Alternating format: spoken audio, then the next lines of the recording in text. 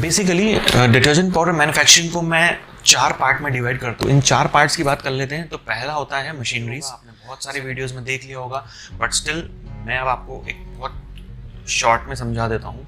हमें बेसिकली इसमें 3 से 4 मशीनों की रिक्वायरमेंट होती है। मेजरली तो 2 ही होती हैं, बाकी फिर पैकेजिंग होती है। The number 1 is mixer machine.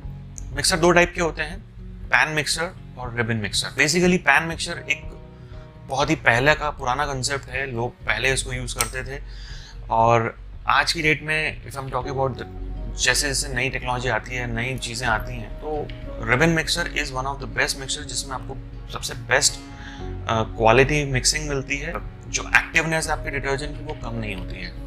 Pan mixer की बात करूँ तो पैन मिक्सर बेसिकली क्या होता है कि एक राउंड पैन होता है जिसमें वो एक ही डायरेक्शन में वो मूव करता है, या तो वो क्लॉकवाइज करेगा या एंटी क्लॉकवाइज करेगा।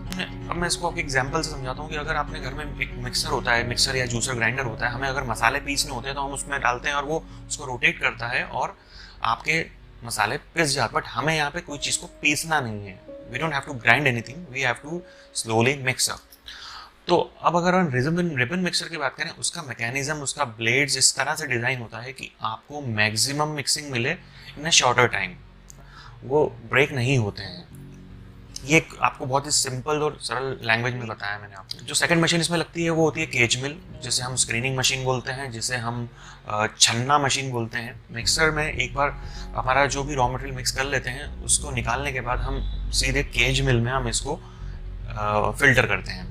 मिक्सर में सब चीज़ें मिक्स होती है तो उसमें लम्स बन जाते हैं, छोटे छोटे ब्लॉक्स बन जाते हैं। उसको हमें और रिफाइन करने के लिए, फाइन पाउडर करने के लिए हम केज मिल का यूज़ करते हैं। और cage mill is the second process जहाँ पे हमारा पाउडर बन के तैयार है। Machinery packaging machine.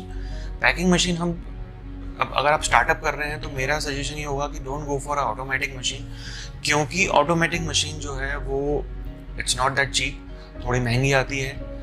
उसको चलाने के लिए एक स्किल्ड ऑपरेटर चाहिए, because it have lot of more settings. उसमें कैमराज हैं, उसमें सेंसर हैं, उसमें द गियर्स हैं, you have to adjust.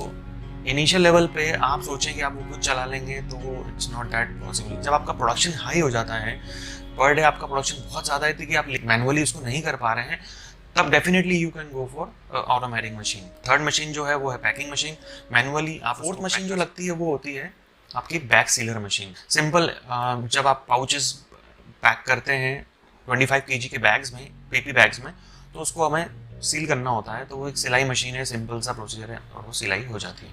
This is the 4 machine. बहुत सिंपल है, आपने देखा भी होगा।